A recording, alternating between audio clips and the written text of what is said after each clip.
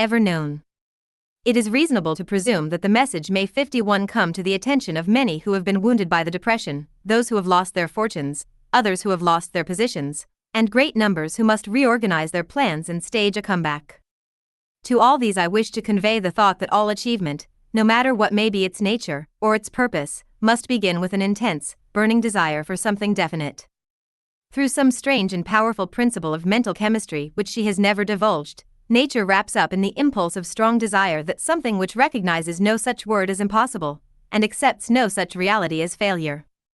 52 Chapter 3 Faith Visualization of, and Belief in Attainment of Desire. The second step toward riches. Faith is the head chemist of the mind. When faith is blended with the vibration of thought, the subconscious mind instantly picks up the vibration, translates it into its spiritual equivalent, and transmits it to infinite intelligence, as in the case of prayer. The emotions of faith, love, and sex are the most powerful of all the major positive emotions. When the three are blended, they have the effect of coloring the vibration of thought in such a way that it instantly reaches the subconscious mind, where it is changed into its spiritual equivalent, the only form that induces a response from infinite intelligence. Love and faith are psychic, related to the spiritual side of man. Sex is purely biological and related only to the physical.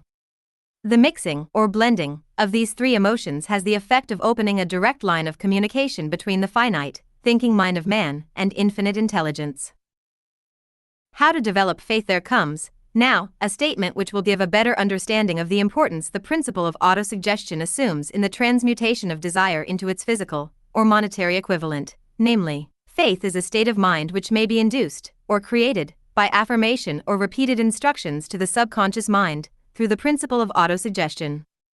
As an illustration, consider the purpose for which you are, presumably, reading this book.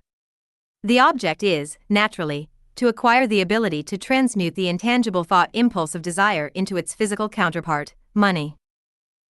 By following the instructions laid down in the chapters on autosuggestion and the subconscious mind, as summarized in the chapter on Auto 53 Suggestion, you may convince the subconscious mind that you believe you will receive that for which you ask, and it will act upon that belief, which your subconscious mind passes back to you in the form of faith, followed by definite plans for procuring that which you desire. The method by which one develops faith, where it does not already exist, is extremely difficult to describe, almost as difficult, in fact, as it would be to describe the color of red to a blind man who has never seen color, and has nothing with which to compare what you describe to him. Faith is a state of mind which you may develop at will, after you have mastered the 13 principles, because it is a state of mind which develops voluntarily, through application and use of these principles. Repetition of affirmation of orders to your subconscious mind. I-5 The only known method of voluntary development of the emotion of faith. Perhaps the meaning may be made clearer through the following explanation as to the way men sometimes become criminals. Stated in the words of a famous criminologist, when men first come into contact with crime, they abhor it. If they remain in contact with crime for a time, they become accustomed to it and endure it. If they remain in contact with it long enough, they finally embrace it and become influenced by it. This is the equivalent of saying that any impulse of thought which is repeatedly passed on to the subconscious mind is, finally, accepted and acted upon by the subconscious mind, which proceeds to translate that impulse into its physical equivalent, by the most practical procedure available. In connection with this, consider again the statement, all thoughts which have been emotionalized, given feeling, and mixed with faith, begin immediately to translate themselves into their physical equivalent or counterpart. The emotions, or the feeling portion of thoughts, are the factors which give thoughts vitality, life, and action. The emotions of faith, love, and sex, when mixed with any thought impulse, give it greater action than any of these emotions can do singly. Not only thought impulses which have been mixed with faith, but those which have been mixed with any of the positive emotions, or any of the negative emotions, may reach and influence the subconscious mind. 54 From this statement, you will understand that the subconscious mind will translate into its physical equivalent, a thought impulse of a negative or destructive nature, just as readily as it will act upon thought impulses of a positive or constructive nature. This accounts for the strange phenomenon which so many millions of people experience, referred to as misfortune, or bad luck. There are millions of people who believe themselves doomed to poverty and failure, because of some strange force over which they believe they have no control. They are the creators of their own misfortunes, because of this negative belief, which is picked up by the subconscious mind and translated into its physical equivalent. This is an appropriate place at which to suggest again that you may benefit by passing on to your subconscious mind any desire which you wish translated into its physical or monetary equivalent, in a state of expectancy or belief that the transmutation will actually take place. Your belief, or faith, is the element which determines the action of your subconscious mind. There is nothing to hinder you from deceiving your subconscious mind when giving it instructions through autosuggestion, as I deceived my son's subconscious mind. To make this deceit more realistic, conduct yourself just as you would if you were already in possession of the material thing which you are demanding, when you call upon your subconscious mind. The subconscious mind will transmute into its physical equivalent, by the most direct and practical media available, any order which is given to it in a state of belief or faith that the order will be carried out. Surely, enough has been stated to give a starting point from which one may, through experiment and practice, acquire the ability to mix faith with any order given to the subconscious mind.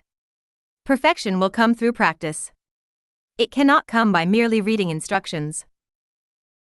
If it be true that one may become a criminal by association with crime, and this is a known fact, it is equally true that one may develop faith by voluntarily suggesting to the subconscious mind that one has faith.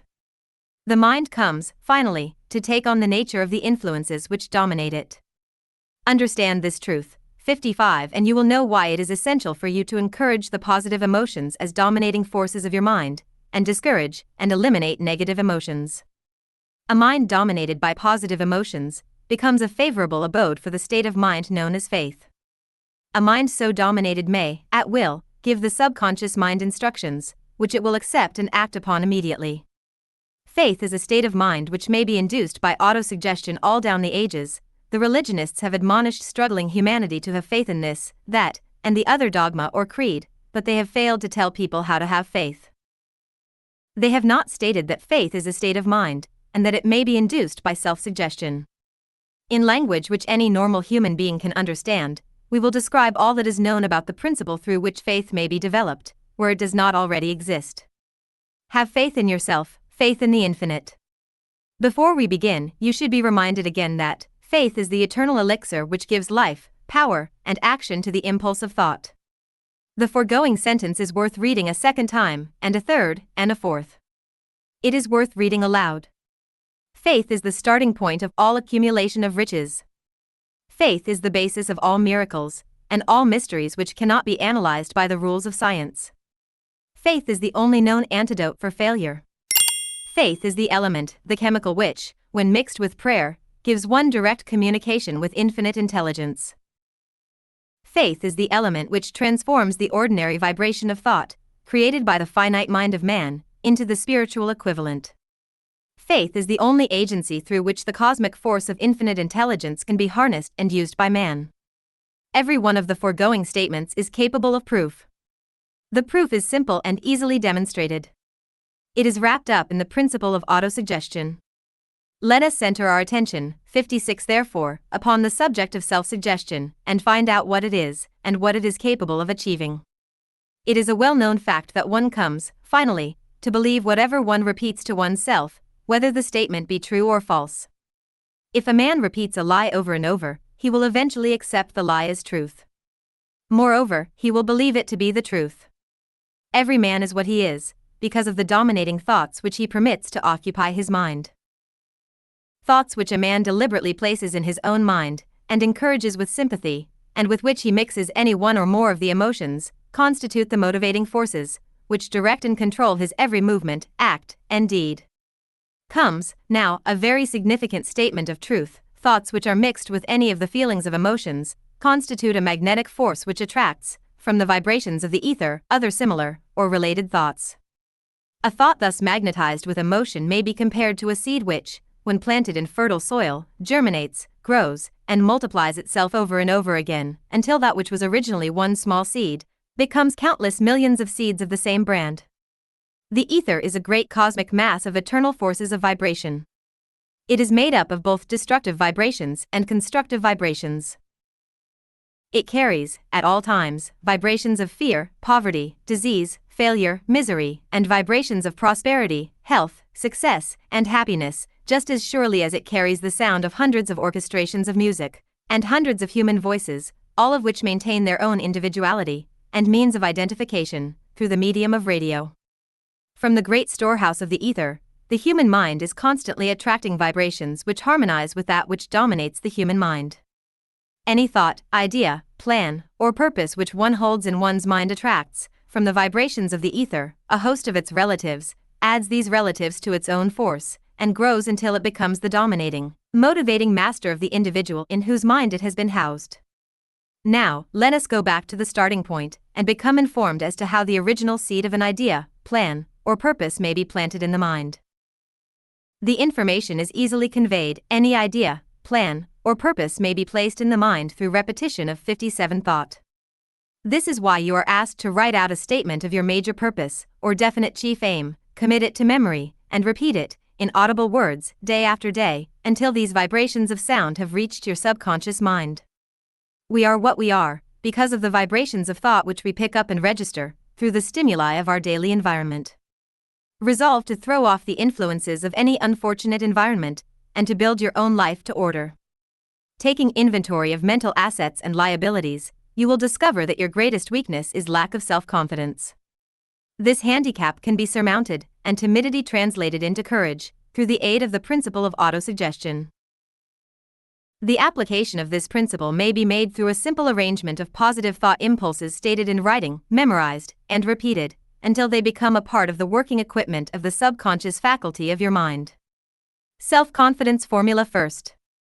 I know that I have the ability to achieve the object of my definite purpose in life, therefore, I demand of myself persistent, continuous action toward its attainment, and I here and now promise to render such action. Second, I realize the dominating thoughts of my mind will eventually reproduce themselves in outward, physical action, and gradually transform themselves into physical reality. Therefore, I will concentrate my thoughts for 30 minutes daily upon the task of thinking of the person I intend to become, thereby creating in my mind a clear mental picture of that person. Third, I know through the principle of autosuggestion, any desire that I persistently hold in my mind will eventually seek expression through some practical means of attaining the object back of it. Therefore, I will devote 10 minutes daily to demanding of myself the development of self-confidence. Fourth, I have clearly written down a description of my 58 definite chief aim in life, and I will never stop trying until I shall have developed sufficient self-confidence for its attainment. Fifth, I fully realize that no wealth or position can long endure unless built upon truth and justice. Therefore, I will engage in no transaction which does not benefit all whom it affects. I will succeed by attracting to myself the forces I wish to use and the cooperation of other people. I will induce others to serve me because of my willingness to serve others. I will eliminate hatred, envy, jealousy, selfishness, and cynicism by developing love for all humanity, because I know that a negative attitude toward others can never bring me success. I will cause others to believe in me, because I will believe in them and in myself. I will sign my name to this formula, commit it to memory, and repeat it aloud once a day, with full faith that it will gradually influence my thoughts and actions so that I will become a self-reliant and successful person. Back of this formula is a law of nature which no man has yet been able to explain. It has baffled the scientists of all ages. The psychologists have named this law autosuggestion, and let it go at that. The name by which one calls this law is of little importance. The important fact about it is, it works for the glory and success of mankind if it is used constructively. On the other hand, if used destructively, it will destroy just as readily. In this statement may be found a very significant truth, namely, that those who go down in defeat and end their lives in poverty, misery, and distress, do so because of negative application of the principle of autosuggestion. The cause may be found in the fact that all impulses of thought have a tendency to clothe themselves in their physical equivalent. The subconscious mind, the chemical laboratory in which all thought impulses are combined and made ready for translation into physical reality, makes no distinction between constructive and destructive thought impulses. It works with the material we feed it, through our thought impulses. The subconscious mind will translate into reality a thought driven by fear just as readily as it will translate into reality a thought driven by courage or faith. 59. The pages of medical history are rich with illustrations of cases of suggestive suicide. A man may commit suicide through negative suggestion, just as effectively as by any other means. In a Midwestern city, a man by the name of Joseph Grant, a bank official, borrowed a large sum of the bank's money without the consent of the directors. He lost the money through gambling. One afternoon, the bank examiner came and began to check the accounts. Grant left the bank, took a room in a local hotel, and when they found him, 3 days later, he was lying in bed, wailing and moaning, repeating over and over these words, "My God, this will kill me. I cannot stand the disgrace." In a short time he was dead. The doctors pronounced the case one of mental suicide. Just as electricity will turn the wheels of industry, and render useful service if used constructively, or snuff out life if wrongly used, so will the law of autosuggestion lead you to peace and prosperity, or down into the valley of misery, failure, and death, according to your degree of understanding and application of it. If you fill your mind with fear, doubt, and unbelief in your ability to connect with, and use the forces of infinite intelligence, the law of auto-suggestion will take this spirit of unbelief and use it as a pattern by which your subconscious mind will translate it into its physical equivalent. This statement is as true as the statement that 2 and 2 are 4. Like the wind which carries one ship east and another west, the law of autosuggestion will lift you up or pull you down, according to the way you set your sails of thought. The law of autosuggestion, through which any person may rise to altitudes of achievement which stagger the imagination, is well described in the following verse. If you think you are beaten, you are. If you think you dare not, you don't. If you like to win, but you think you can't, it is almost certain you won't. If you think you'll lose, you're lost, for out of the world we find, success begins with a fellow's will, it's all in the state of mind. 60. If you think you are outclassed, you are. You've got to think high to rise. You've got to be sure of yourself before you can ever win a prize. Life's battles don't always go to the stronger or faster man, but soon or late the man who wins is the man who thinks he can. Observe the words which have been emphasized, and you will catch the deep meaning which the poet had in mind. Somewhere in your makeup, perhaps in the cells of your brain, there lies sleeping the seed of achievement which, if aroused and put into action, would carry you to heights such as you may never have hoped to attain. Just as a master musician may cause the most beautiful strains of music to pour forth from the strings of a violin, so may you arouse the genius which lies asleep in your brain, and cause it to drive you upward to whatever goal you may wish to achieve. Abraham Lincoln was a failure at everything he tried, until he was well past the age of 40. He was a Mr. Nobody from nowhere, until a great experience came into his life, aroused the sleeping genius within his heart and brain, and gave the world one of its really great men. That experience was mixed with the emotions of sorrow and love. It came to him through Anne Rutledge, the only woman whom he ever truly loved.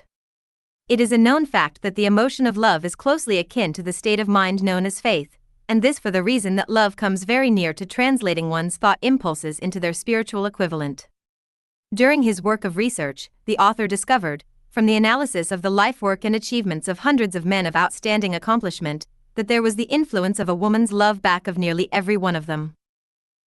The emotion of love, in the human heart and brain, creates a favorable field of magnetic attraction, which causes an influx of the higher and finer vibrations which are afloat in the ether. If you wish evidence of the power of faith, study the achievements of men and women who have employed it. At the head 61 of the list comes the Nazarene. Christianity is the greatest single force which influences the minds of men. The basis of Christianity is faith, no matter how many people may have perverted or misinterpreted the meaning of this great force, and no matter how many dogmas and creeds have been created in its name, which do not reflect its tenets.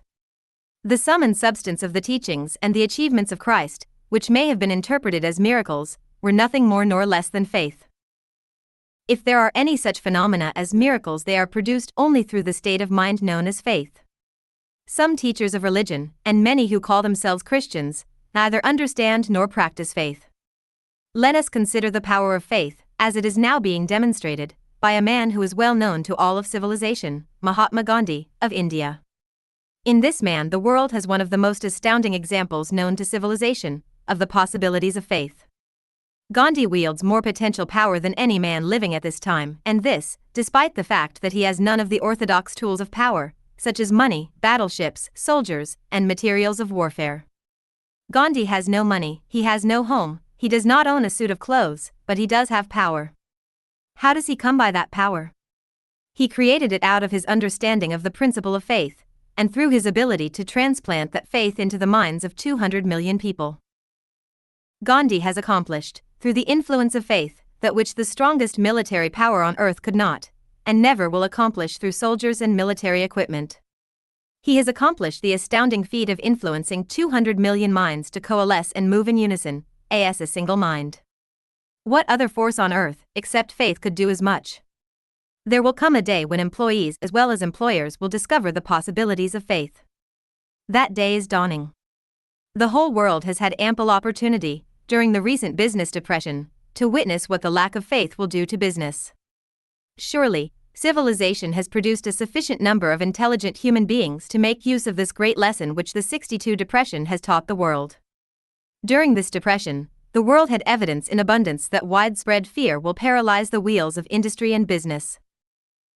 Out of this experience will arise leaders in business and industry who will profit by the example which Gandhi has set for the world, and they will apply to business the same tactics which he has used in building the greatest following known in the history of the world.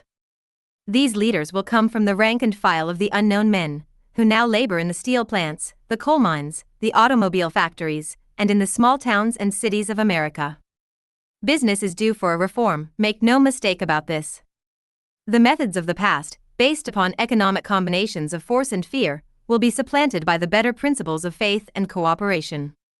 Men who labor will receive more than daily wages, they will receive dividends from the business, the same as those who supply the capital for business, but first they must give more to their employers, and stop this bickering and bargaining by force, at the expense of the public.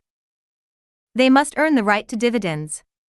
Moreover, and this is the most important thing of all, they will be led by leaders who will understand and apply the principles employed by Mahatma Gandhi. Only in this way may leaders get from their followers the spirit of full cooperation which constitutes power in its highest and most enduring form. This stupendous machine age in which we live, and from which we are just emerging, has taken the soul out of men. Its leaders have driven men as though they were pieces of cold machinery. They were forced to do so by the employees who have bargained, at the expense of all concerned, to get and not to give.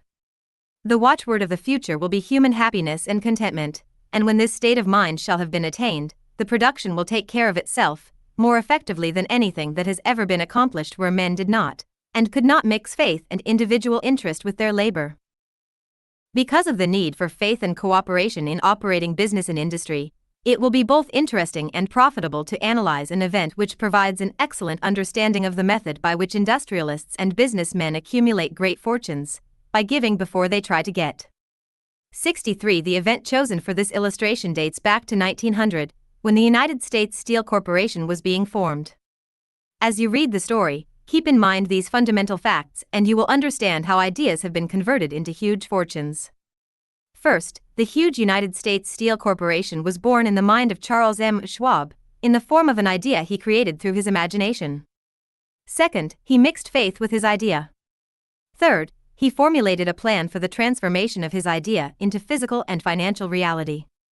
Fourth, he put his plan into action with his famous speech at the University Club.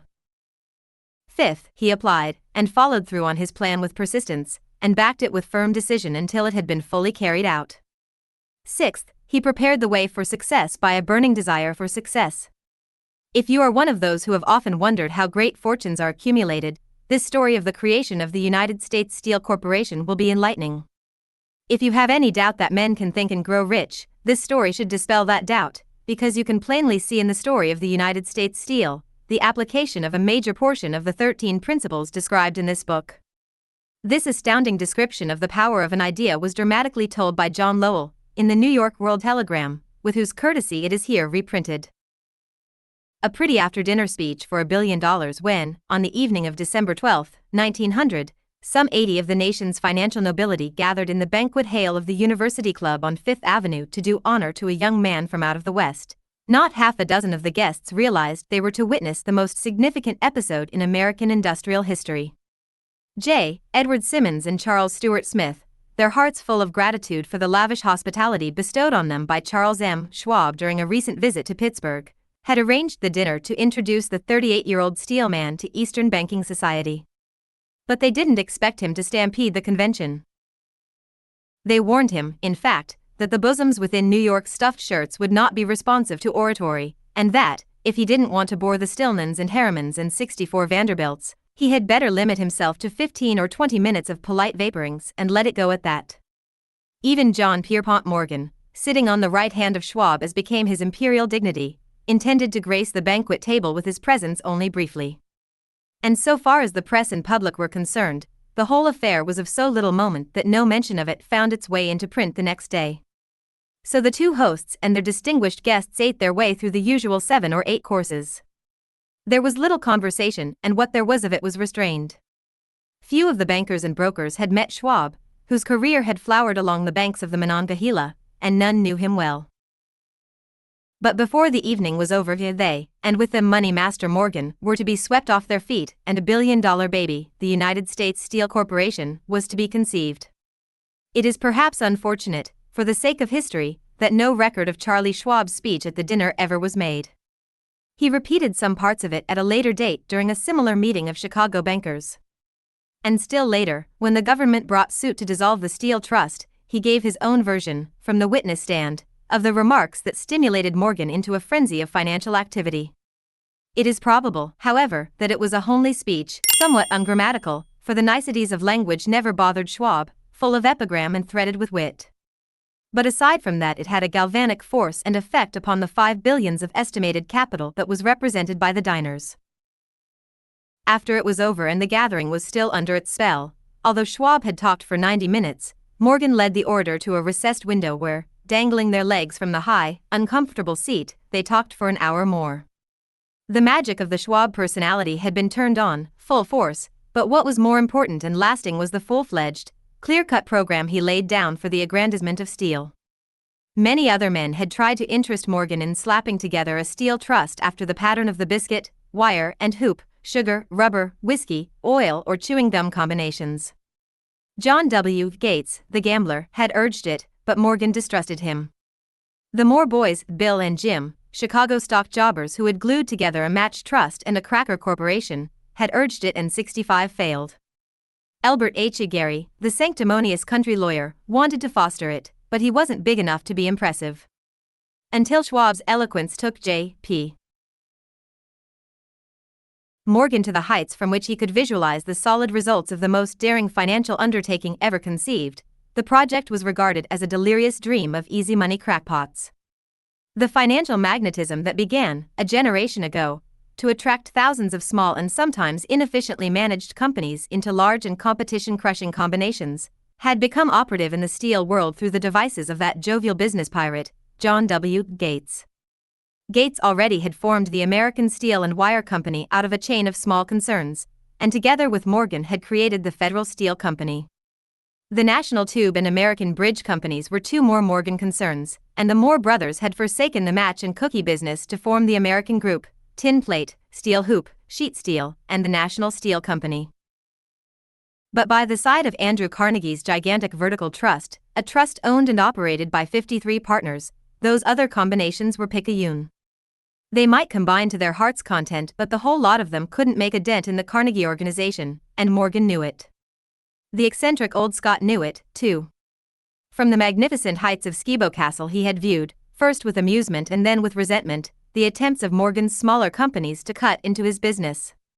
When the attempts became too bold, Carnegie's temper was translated into anger and retaliation. He decided to duplicate every mill owned by his rivals. Hitherto, he hadn't been interested in wire, pipe, hoops, or sheet. Instead, he was content to sell such companies the raw steel and let them work it into whatever shape they wanted. Now, with Schwab as his chief and able lieutenant, he planned to drive his enemies to the wall. So it was that in the speech of Charles M. Schwab, Morgan saw the answer to his problem of combination. A trust without Carnegie, giant of them all, would be no trust at all, a plum pudding, as one writer said, without the plums. Schwab's speech on the night of December 12, 1900, undoubtedly carried the inference, though not the pledge, that the vast Carnegie enterprise could be brought under the Morgan tent. He talked of the world future for steel, of reorganization for 66 efficiency, of specialization, of the scrapping of unsuccessful mills and concentration of effort on the flourishing properties, of economies in the ore traffic, of economies in overhead and administrative departments, of capturing foreign markets. More than that, he told the buccaneers among them wherein lay the errors of their customary piracy. Their purposes, he inferred, had been to create monopolies, raise prices, and pay themselves fat dividends out of privilege. Schwab condemned the system in his heartiest manner. The short-sightedness of such a policy, he told his hearers, lay in the fact that it restricted the market in an era when everything cried for expansion. By cheapening the cost of steel, he argued, an ever-expanding market would be created, more uses for steel would be devised, and a goodly portion of the world trade could be captured. Actually, though he did not know it, Schwab was an apostle of modern mass production. So the dinner at the University Club came to an end. Morgan went home to think about Schwab's rosy predictions. Schwab went back to Pittsburgh to run the steel business for Andrew Carnegie, while Gary and the rest went back to their stock tickers to fiddle around in anticipation of the next move. It was not long coming. It took Morgan about 1 week to digest the feast of reason Schwab had placed before him. When he had assured himself that no financial indigestion was to result, he sent for Schwab and found that young man rather coy. Mr. Carnegie, Schwab indicated, might not like it if he found his trusted company president had been flirting with the Emperor of Wall Street, the street upon which Carnegie was resolved never to tread. Then it was suggested by John W. Gates, the go-between, that if Schwab happened to be in the Bellevue Hotel in Philadelphia, J.P. Morgan might also happen to be there. When Schwab arrived, however, Morgan was inconveniently ill at his New York home, and so, on the elder man's pressing invitation, Schwab went to New York and presented himself at the door of the financier's library. Now certain economic historians have professed the belief that from the beginning to the end of the drama, the stage was set by Andrew Carnegie, that the dinner to Schwab, the famous speech, the Sunday night conference between Schwab and the Money King, were events arranged by the canny Scot. The truth is exactly the opposite. When Schwab was called in to consummate the deal, he didn't even know whether the little boss, as Andrew 67 was called, would so much as listen to an offer to sell, particularly to a group of men whom Andrew regarded as being endowed with something less than holiness.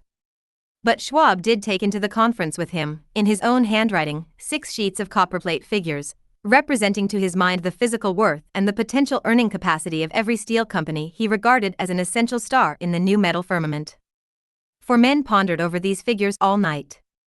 The chief, of course, was Morgan, steadfast in his belief in the divine right of money.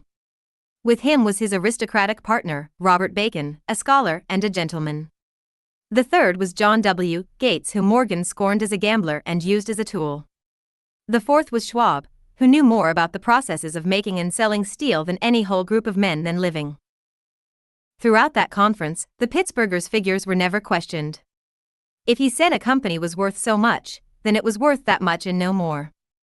He was insistent, too, upon including in the combination only those concerns he nominated. He had conceived a corporation in which there would be no duplication, not even to satisfy the greed of friends who wanted to unload their companies upon the broad Morgan shoulders.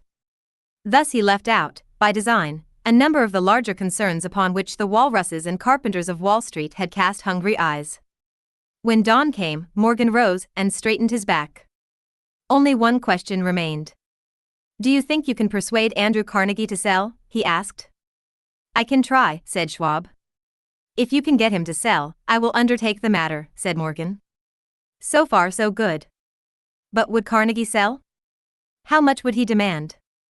Schwab thought about $320 million. What would he take payment in? Common or preferred stocks? Bonds? Cash? Nobody could raise $250 million in cash. There was a golf game in January on the frost-cracking heath of the St. Andrews Links in Westchester, with Andrew bundled up in sweaters against the cold, and Charlie talking volubly, as usual, to keep his spirits up. But no word of business was mentioned until the pair sat down in the cozy warmth of the Carnegie cottage hard by. Then, with the same persuasiveness that had hypnotized 68 millionaires at the University Club, Schwab poured out the glittering promises of retirement and comfort, of untold millions to satisfy the old man's social caprices. Carnegie capitulated, wrote a figure on a slip of paper, handed it to Schwab and said, "All right, that's what we'll sell for." The figure was approximately $400 million, and was reached by taking the $320 million mentioned by Schwab as a basic figure, and adding to it $80 million to represent the increased capital value over the previous 2 years. Later, on the deck of a transatlantic liner, the Scotsman said ruefully to Morgan, "I wish I had asked you for $100 million more." If you had asked for it, you'd have gotten it, Morgan told him cheerfully. Asterisk asterisk asterisk asterisk asterisk asterisk asterisk. There was an uproar, of course. A British correspondent cabled that the foreign steel world was appalled by the gigantic combination. President Hadley, of Yale, declared that unless trusts were regulated, the country might expect an emperor in Washington within the next 25 years.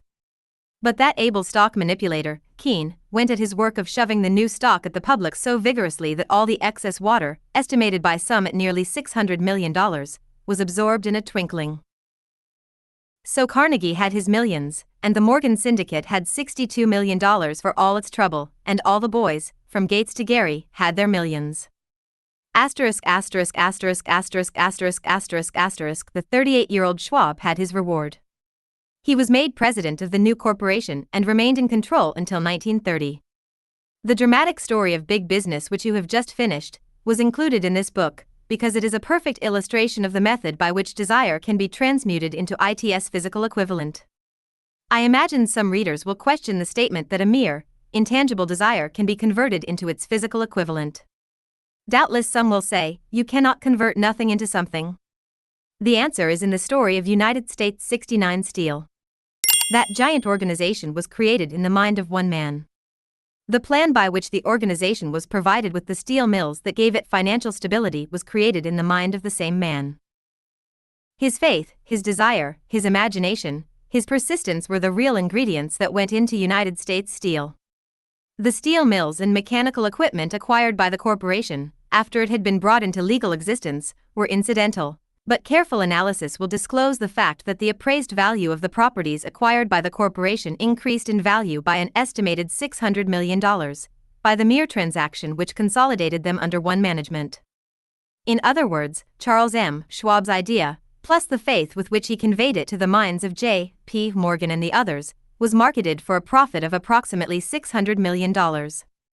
Not an insignificant sum for a single idea. What happened to some of the men who took their share of the millions of dollars of profit made by this transaction is a matter with which we are not now concerned.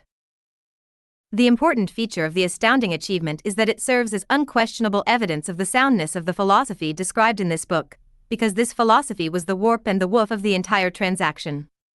Moreover, the practicability of the philosophy has been established by the fact that the United States Steel Corporation prospered and became one of the richest and most powerful corporations in America, employing thousands of people, developing new uses for steel, and opening new markets, thus proving that the $600 million in profit which the Schwab idea produced was earned.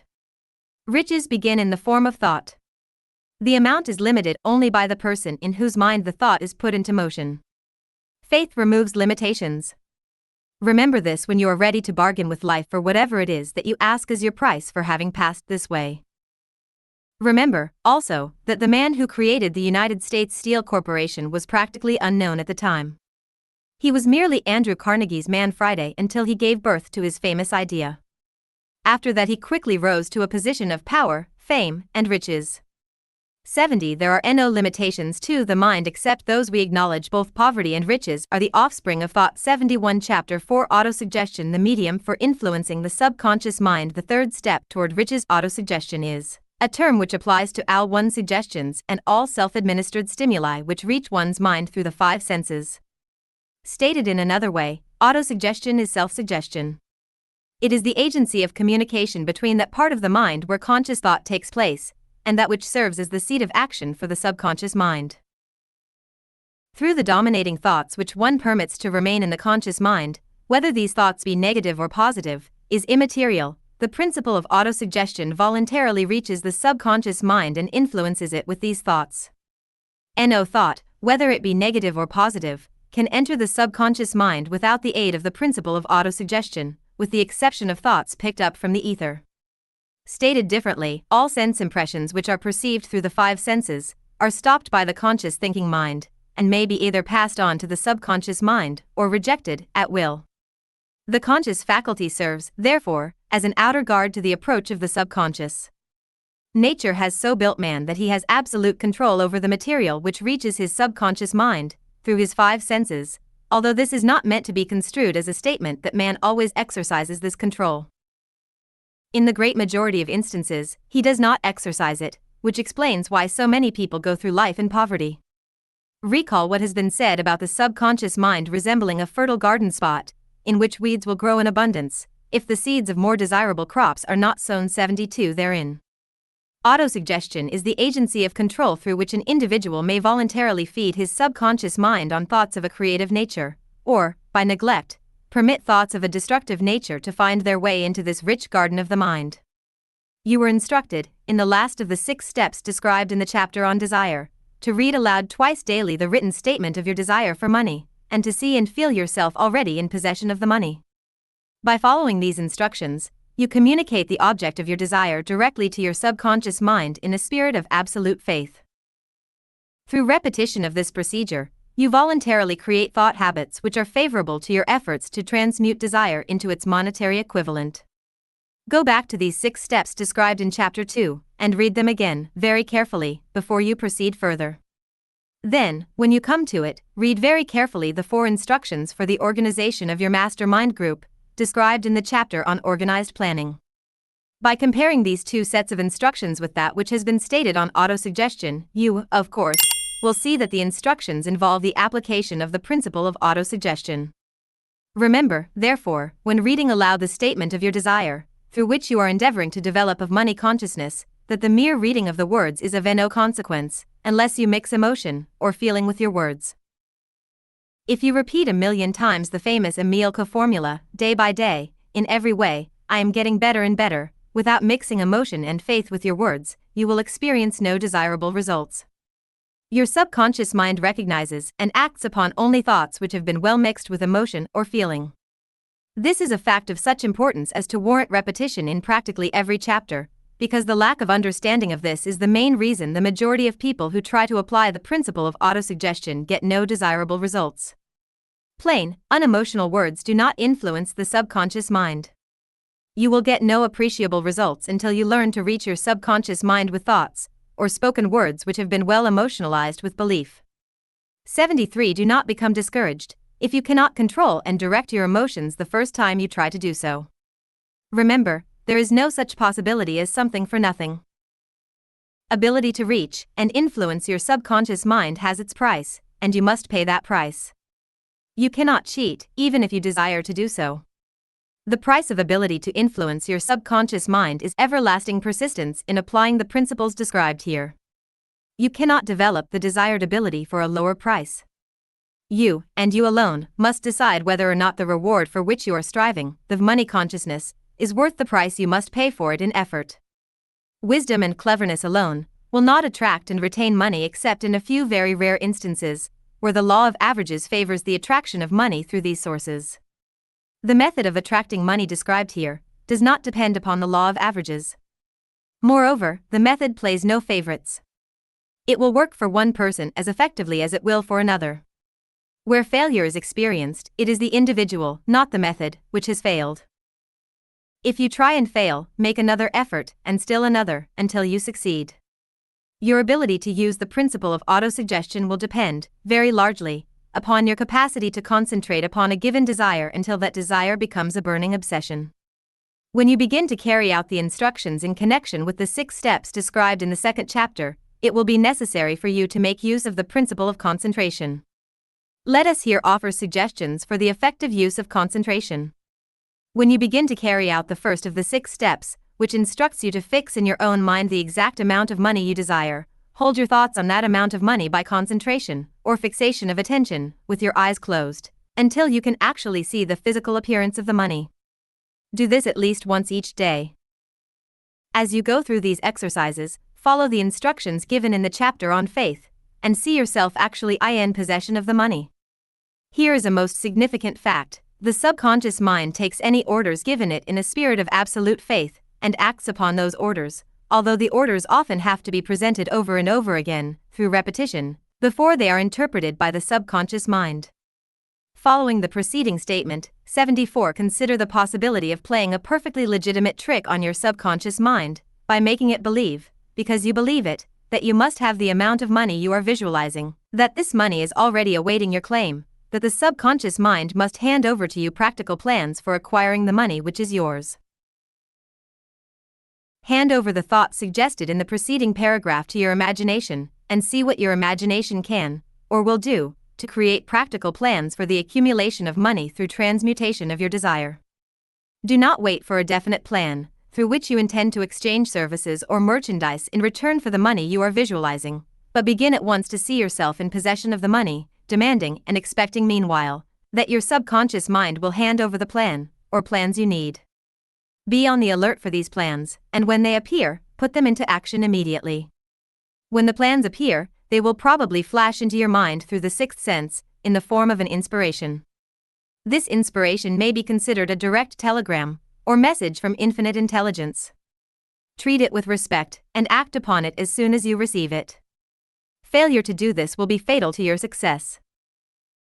In the fourth of the 6 steps, you were instructed to create a definite plan for carrying out your desire, and begin at once to put this plan into action. You should follow this instruction in the manner described in the preceding paragraph. Do not trust to your reason when creating your plan for accumulating money through the transmutation of desire. Your reason is faulty. Moreover, your reasoning faculty may be lazy, and, if you depend entirely upon it to serve you, it may disappoint you. When visualizing the money you intend to accumulate, with closed eyes, see yourself rendering the service, or delivering the merchandise you intend to give in return for this money. This is important. Summary of instructions: the fact that you are reading this book is an indication that you earnestly seek knowledge. It is also an indication that you are a student of this subject. If you are only a student, there is a chance 75 that you may learn much that you did not know, but you will learn only by assuming an attitude of humility. If you choose to follow some of the instructions but neglect, or refuse to follow others, you will fail. To get satisfactory results, you must follow all instructions in a spirit of faith.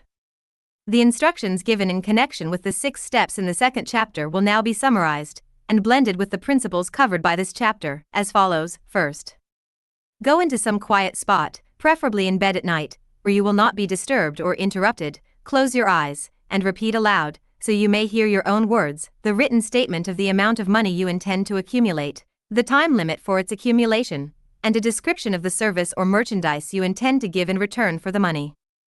As you carry out these instructions, see yourself already in possession of the money. For example, suppose that you intend to accumulate $50,000 by the 1st of January, 5 years hence, that you intend to give personal services in return for the money, in the capacity of a salesman. Your written statement of your purpose should be similar to the following: by the 1st day of January, 19, I will have in my possession $50,000, which will come to me in various amounts from time to time during the interim. In return for this money, I will give the most efficient service of which I am capable, rendering the fullest possible quantity, and the best possible quality of service in the capacity of salesman of. Describe the service or merchandise you intend to sell. I believe that I will have this money in my possession. My faith is so strong that I can now see this money before my eyes. I can touch it with my hands. It is now awaiting transfer to me at the time, and in the proportion that I deliver the service I intend to render in return for it. I am awaiting a plan by which to accumulate this money, and I will follow that plan when it is received. Second, repeat this program night and morning until you can see, in your imagination, the money you intend to 76 accumulate. Third, place a written copy of your statement where you can see it night and morning, and read it just before retiring, and upon arising until it has been memorized.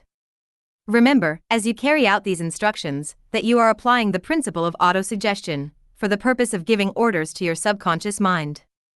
Remember, also, that your subconscious mind will act only upon instructions which are emotionalized, and handed over to it with feeling. Faith is the strongest, and most productive of the emotions. Follow the instructions given in the chapter on faith. These instructions may, at first, seem abstract. Do not let this disturb you. Follow the instructions, no matter how abstract or impractical they may, at first, appear to be. The time will soon come, if you do as you have been instructed, in spirit as well as in act, when a whole new universe of power will unfold to you. Skepticism, in connection with all new ideas, is characteristic of all human beings. But if you follow the instructions outlined, your skepticism will soon be replaced by belief, and this, in turn, will soon become crystallized into absolute faith. Then you will have arrived at the point where you may truly say, I am the master of my fate, I am the captain of my soul.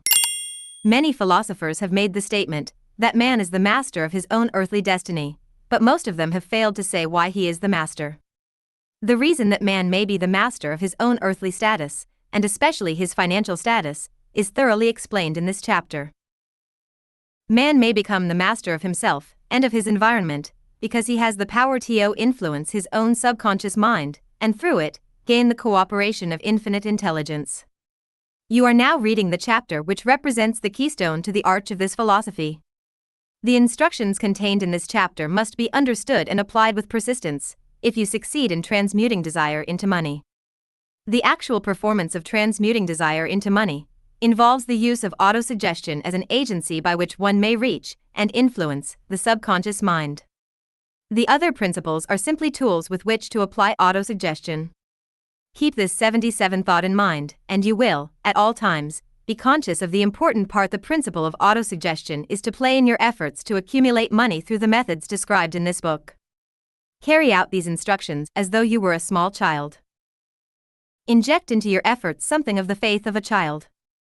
The author has been most careful to see that no impractical instructions were included because of his sincere desire to be helpful. After you have read the entire book, come back to this chapter and follow in spirit and in action this instruction. Read the entire chapter aloud once every night until you become thoroughly convinced that the principle of autosuggestion is sound, that it will accomplish for you all that has been claimed for it. As you read, underscore with a pencil every sentence which impresses you favorably.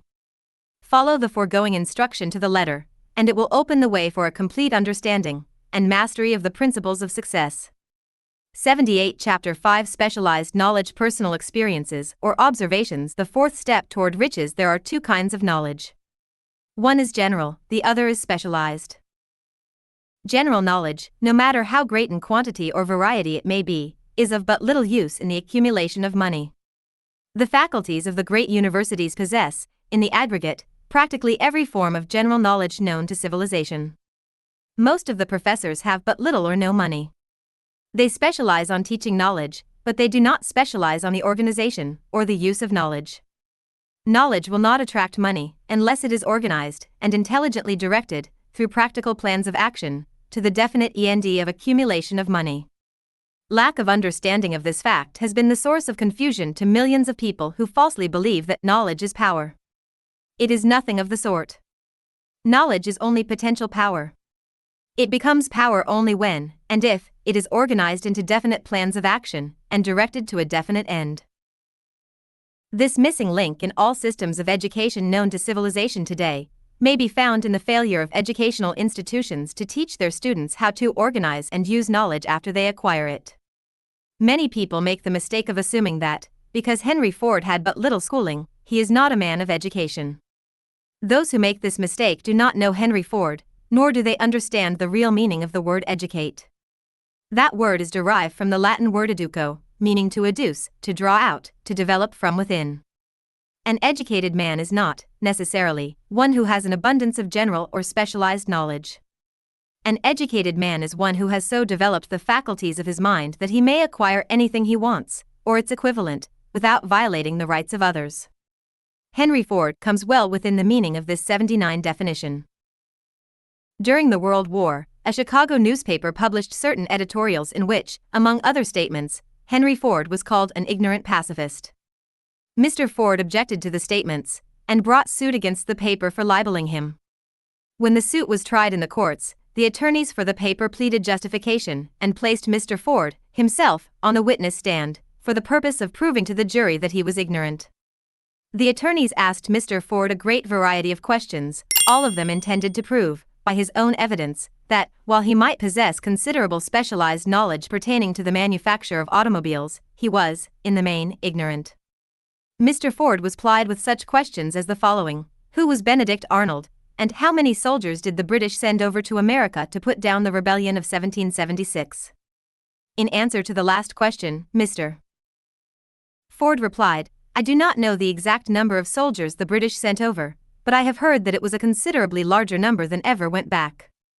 Finally, Mr. Ford became tired of this line of questioning, and in reply to a particularly offensive question, he leaned over, pointed his finger at the lawyer who had asked the question, and said, If I should really want to answer the foolish question you have just asked, or any of the other questions you have been asking me, let me remind you that I have a row of electric push buttons on my desk, and by pushing the right button, I can summon to my aid men who can answer any question I desire to ask concerning the business to which I am devoting most of my efforts.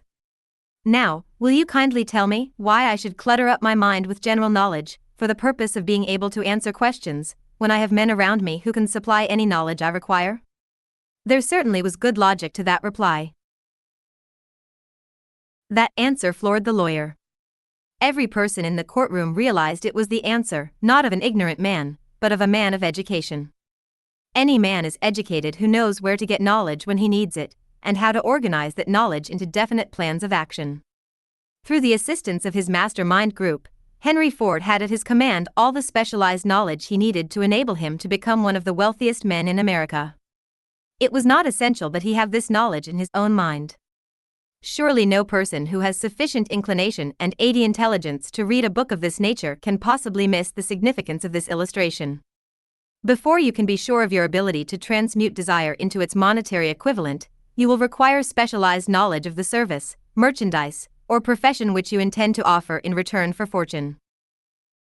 Perhaps you may need much more specialized knowledge than you have the ability or the inclination to acquire, and if this should be true, you may bridge your weakness through the aid of your mastermind group. Andrew Carnegie stated that he, personally, knew nothing about the technical end of the steel business. Moreover, he did not particularly care to know anything about it. The specialized knowledge which he required for the manufacture and marketing of steel, he found available through the individual units of his mastermind group. The accumulation of great fortunes calls for power, and power is acquired through highly organized and intelligently directed specialized knowledge, but that knowledge does not, necessarily, have to be in the possession of the man who accumulates the fortune. The preceding paragraph should give hope and encouragement to the man with ambition to accumulate a fortune, who has not possessed himself of the necessary education to supply such specialized knowledge as he may require. Men sometimes go through life suffering from inferiority complexes, because they are not men of education. The man who can organize and direct a mastermind group of men who possess knowledge useful in the accumulation of money, is just as much a man of education as any man in the group. Remember this if you suffer from a feeling of inferiority, because your schooling has been limited. Thomas A. Edison had only 3 months of schooling during his entire life. He did not lack education, neither did he die poor. Henry Ford had less than a 6th grade schooling, but he has managed to do pretty well by himself, financially. Specialized knowledge is among the most plentiful and the cheapest forms of service which may be had. If you doubt this, consult the payroll of any university. 81 IT pays to know how to purchase knowledge first of all, decide the sort of specialized knowledge you require, and the purpose for which it is needed. To a large extent, your major purpose in life, the goal toward which you are working, will help determine what knowledge you need. With this question settled, your next move requires that you have accurate information concerning dependable sources of knowledge. The more important of these are a. One's own experience and education, b. Experience and education available through cooperation of others, mastermind alliance, c. Colleges and universities, d. Public libraries, through books and periodicals in which may be found all the knowledge organized by civilization, e. Special training courses, through night schools and home study schools in particular. As knowledge is acquired, it must be organized and put into use, for a definite purpose, through practical plans. Knowledge has no value except that which can be gained from its application toward some worthy end. This is one reason why college degrees are not valued more highly. They represent nothing but miscellaneous knowledge. If you contemplate taking additional schooling, first determine the purpose for which you want the knowledge you are seeking, then learn where this particular sort of knowledge can be obtained, from reliable sources. Successful men, in all callings, never stop acquiring specialized knowledge related to their major purpose, business, or profession. Those who are not successful usually make the mistake of believing that the knowledge acquiring period ends when one finishes school. The truth is that schooling does but little more than to put one in the way of learning how to acquire practical knowledge. With this changed world, which began at the end of the economic collapse, came also astounding changes in educational requirements. The order of the day is specialization. This truth too was emphasized by Robert P. Moore, Secretary of Appointments of Columbia University. Specialists most sought, particularly sought after by employing companies, are candidates who have specialized in some field, business school graduates with training in accounting and statistics, engineers of all varieties, journalists, architects, chemists, and also outstanding leaders and activity men of the senior class. The man who has been active on the campus, whose personality is such that he gets along with all kinds of people and who has done an adequate job with his studies, has a most decided edge over the strictly academic student. Some of these, because of their all-around qualifications, have received several offers of positions, a few of them as many as 6. In departing from the conception that the straight-A student was invariably the one to get the choice of the better jobs, Mr. Moore said that most companies look not only to academic records but to activity records and personalities of the students. One of the largest industrial companies, the leader in its field, in writing to Mr. Moore concerning prospective seniors at the college, said, "We are interested primarily in finding men who can make exceptional progress in management work. For this reason we emphasize qualities of character, intelligence, and personality far more than specific educational background." Apprenticeship proposing a system of apprenticing students in offices, stores, and industrial occupations during the summer vacation, Mr. Moore asserts that after the first 2 or 3 years of college, every student should be asked to choose a definite future course and to call a halt if he has been merely pleasantly drifting without purpose through an unspecialized academic curriculum. Colleges and universities must face the practical consideration that all professions and occupations now demand specialists, he said, urging that educational institutions accept more direct responsibility for vocational guidance. One of the 83 most reliable and practical sources of knowledge available to those who need specialized schooling is the night schools operated in most large cities. The correspondence schools give specialized training anywhere the U.S. males go, on all subjects that can be taught by the extension method. One advantage of home study training is the flexibility of the study program, which permits one to study during spare time. Another stupendous advantage of home study training, if the school is carefully chosen, is the fact that most courses offered by home study schools carry with them generous privileges of consultation which can be of priceless value to those needing specialized knowledge. No matter where you live, you can share the benefits. Anything acquired without effort and without cost is generally unappreciated, often discredited. Perhaps this is why we get so little from our marvelous opportunity in public schools. The SELFDASCIPLANE one receives from a definite program of specialized study makes up to some extent for the wasted opportunity when knowledge was available without cost. Correspondence schools are highly organized business institutions. Their tuition fees are so low that they are forced to insist upon prompt payments. Being asked to pay, whether the student makes good grades or poor, has the effect of causing one to follow through with the course when he would otherwise drop it. The correspondence schools have not stressed this point sufficiently, for the truth is that their collection departments constitute the very finest sort of training on decision, promptness, action, and the habit of finishing that which one begins. I learned this from experience, more than 25 years ago. I enrolled for a home study course in advertising. After completing 8 or 10 lessons I stopped studying, but the school did not stop sending me bills. Moreover, it insisted upon payment, whether I kept up my studies or not. I decided that if I had to pay for the course, which I had legally obligated myself to do, I should complete the lessons and get my money's worth. I felt, at the time, that the collection system of the school was somewhat too well organized, but I learned later in life that it was a valuable part of my training for which no charge had been made. Being forced to pay, I went ahead and completed the course. Later in life I discovered that the efficient collection system of that school had been worth much in the form of money earned, because of the training in advertising I 84 had so reluctantly taken. We have in this country what is said to be the greatest public school system in the world. We have invested fabulous sums for fine buildings, we have provided convenient transportation for children living in the rural districts, so they may attend the best schools, but there is one astounding weakness to this marvelous system: it is free. One of the strange things about human beings is that they value only that which has a price. The free schools of America, and the free public libraries, do not impress people because they are free. This is the major reason why so many people find it necessary to acquire additional training after they quit school and go low work. It is also one of the major reasons why employers give greater consideration to employees who take home study courses. They have learned, from experience, that any person who has the ambition to give up a part of his spare time to studying at home has in him those qualities which make for leadership. This recognition is not a charitable gesture, it is sound business judgment upon the part of the employers. There is one weakness in people for which there is no remedy. It is the universal weakness of lack of ambition. Persons, especially salaried people, who schedule their spare time to provide for home study, seldom remain at the bottom very long. Their action opens the way for the upward climb, removes many obstacles from their path, and gains the friendly interest of those who have the power to put them in the way of opportunity. The home study method of training is especially suited to the needs of employed people who find, after leaving school, that they must acquire additional specialized knowledge, but cannot spare the time to go back to school. The changed economic conditions prevailing since the Depression have made it necessary for thousands of people to find additional, or new sources of income.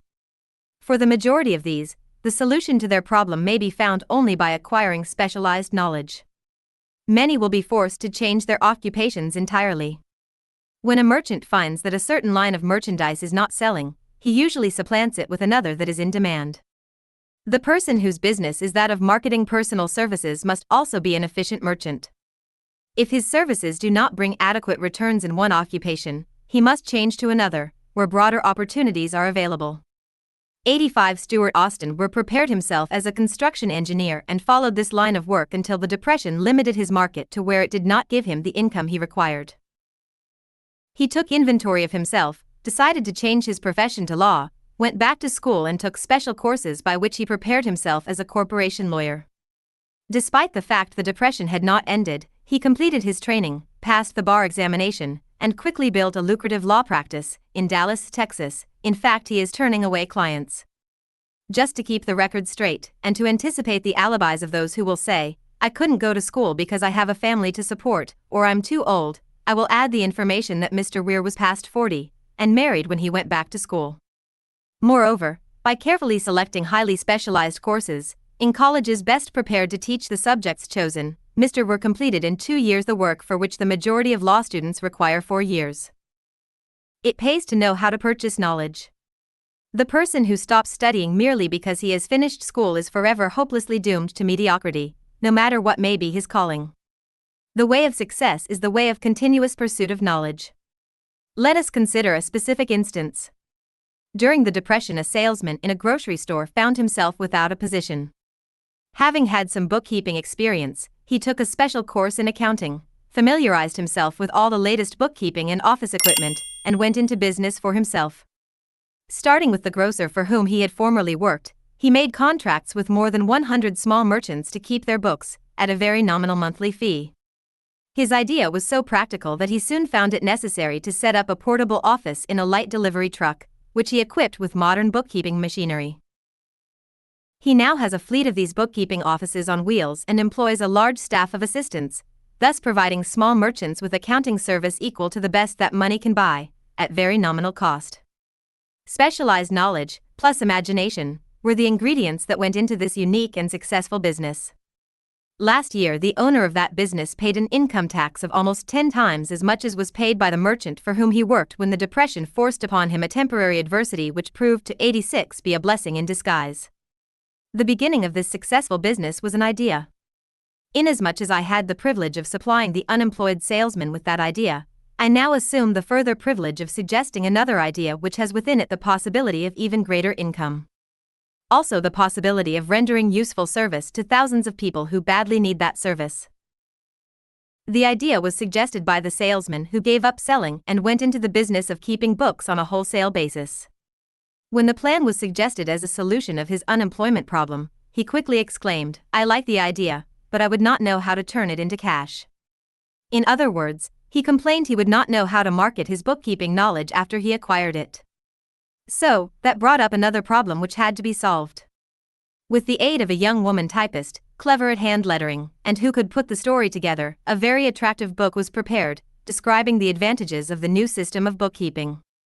The pages were neatly typed and pasted in an ordinary scrapbook, which was used as a silent salesman with which the story of this new business was so effectively told that its owner soon had more accounts than he could handle. There are thousands of people, all over the country, who need the services of a merchandising specialist capable of preparing an attractive brief for use in marketing personal services. The aggregate annual income from such a service might easily exceed that received by the largest employment agency, and the benefits of the service might be made far greater to the purchaser than any to be obtained from an employment agency. The idea here described was born of necessity, to bridge an emergency which had to be covered, but it did not stop by merely serving one person. The woman who created the idea has a keen imagination. She saw in her newly born brainchild the making of a new profession, one that is destined to render valuable service to thousands of people who need practical guidance in marketing personal services. Spurred to action by the instantaneous success of her first prepared plan to market personal services, this energetic woman turned next to the solution of a similar problem for her son who had just finished college, but had been totally 87 unable to find a market for his services. The plan she originated for his use was the finest specimen of merchandising of personal services I have ever seen. When the plan book had been completed, it contained nearly 50 pages of beautifully typed, properly organized information, telling the story of her son's native ability, schooling, personal experiences, and a great variety of other information too extensive for description. The plan book also contained a complete description of the position her son desired, together with a marvelous word picture of the exact plan he would use in filling the position. The preparation of the plan book required several weeks' labor, during which time its creator sent her son to the public library almost daily, to procure data needed in selling his services to best advantage. She sent him, also, to all the competitors of his prospective employer, and gathered from them vital information concerning their business methods which was of great value in the formation of the plan he intended to use in filling the position he sought. When the plan had been finished, it contained more than half a dozen very fine suggestions for the use and benefit of the prospective employer. The suggestions were put into use by the company. One may be inclined to ask, why go to all this trouble to secure a job? The answer is straight to the point. Also, it is dramatic, because it deals with a subject which assumes the proportion of a tragedy with millions of men and women whose sole source of income is personal services. The answer is, doing a thing well never is trouble. The plan prepared by this woman for the benefit of her son helped him get the job for which he applied, at the first interview, at a salary fixed by himself. Moreover, and this, too, is important, the position did not require the young man to start at the bottom. He began as a junior executive, at an executive salary. Why go to all this trouble, do you ask? Well, for one thing, the planned presentation of this young man's application for a position clipped off no less than 10 years of time he would have required to get to where he began, had he started at the bottom and worked his way up. This idea of starting at the bottom and working one's way up may appear to be sound, but the major objection to it is this: 288 many of those who begin at the bottom never manage to lift their heads high enough to be seen by opportunity, so they remain at the bottom. It should be remembered, also, that the outlook from the bottom is not so very bright or encouraging. It has a tendency to kill off ambition. We call it getting into a rut, which means that we accept our fate because we form the habit of daily routine, a habit that finally becomes so strong we cease to try to throw it off. And that is another reason why it pays to start 1 or 2 steps above the bottom. By so doing, one forms the habit of looking around, of observing how others get ahead, of seeing opportunity, and of embracing it without hesitation. Dan Halpin is a splendid example of what I mean. During his college days, he was manager of the famous 1930 national championship Notre Dame football team, when it was under the direction of the late Knute Rockne. Perhaps he was inspired by the great football coach to aim high, and not mistake temporary defeat for failure, just as Andrew Carnegie, the great industrial leader, inspired his young business lieutenants to set high goals for themselves. At any rate, young Halpin finished college at a mighty unfavorable time, when the Depression had made jobs scarce, so, after a fling at investment banking and motion pictures, he took the first opening with a potential future he could find, selling electrical hearing aids on a commission basis. Anyone could start in that sort of job, and Halpin knew it, but it was enough to open the door of opportunity to him. For almost 2 years, he continued in a job not to his liking, and he would never have risen above that job if he had not done something about his dissatisfaction. He aimed first at the job of assistant sales manager of his company, and got the job. That one step upward placed him high enough above the crowd to enable him to see still greater opportunity. Also, it placed him where opportunity could see him. He made such a fine record selling hearing aids that A.M. Andrews, chairman of the board of the Dictograph Products Company, a business competitor of the company for which Halpin worked, wanted to know something about that man Dan Halpin who was taking big sales away from the long-established Dictograph Company. He sent for Halpin. When the interview was over, Halpin was the new sales manager, in charge of the Acousticon division. 89 Then, to test young Halpin's mettle, Mr. Andrews went away to Florida for 3 months, leaving him to sink or swim in his new job. He did not sink. Knute Rockne's spirit of all the world loves a winner, and has no time for a loser inspired him to put so much into his job that he was recently elected vice president of the company, and general manager of the Acousticon and Silent Radio division, a job which most men would be proud to earn through 10 years of loyal effort. Halpin turned the trick in little more than 6 months. It is difficult to say whether Mr. Andrews or Mr. Halpin is more deserving of eulogy, for the reason that both showed evidence of having an abundance of that very rare quality known as imagination. Mr. Andrews deserves credit for seeing, in young Halpin, a go-getter of the highest order. Halpin deserves credit for refusing to compromise with life by accepting and keeping a job he did not want, and that is one of the major points I am trying to emphasize through this entire philosophy, that we rise to high positions or remain at the bottom because of conditions we can control if we desire to control them. I am also trying to emphasize another point, namely, that both success and failure are largely the results of habit. I have not the slightest doubt that Dan Halpin's close association with the greatest football coach America ever knew planted in his mind the same brand of desire to excel which made the Notre Dame football team world famous. Truly, there is something to the idea that hero worship is helpful, provided one worships a winner. Halpin tells me that Rockne was one of the world's greatest leaders of men in all history. My belief in the theory that business associations are vital factors, both in failure and in success, was recently demonstrated when my son Blair was negotiating with Dan Halpin for a position. Mr. Halpin offered him a beginning salary of about 1/2 what he could have gotten from a rival company. I brought parental pressure to bear and induced him to accept the place with Mr. Halpin, because I believe that close association with one who refuses to compromise with circumstances he does not like is an asset that can never be measured in terms of money. The bottom is a monotonous, dreary, and profitable place for any person. That is why I have taken the time to describe how lowly beginnings may be circumvented by proper planning.